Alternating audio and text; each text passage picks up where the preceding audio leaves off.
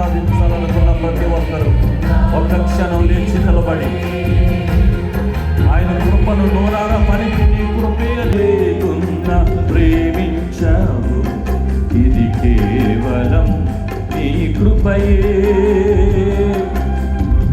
యోగ్యత లేకున్నా హెచ్చించావు, ఇది కేవలం నీ కృపయే.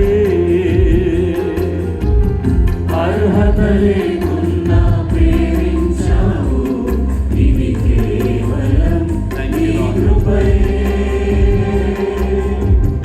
యోగ్యత లేకున్నా హెచ్చించావు, ఇది కేవలం నీ కృపయే.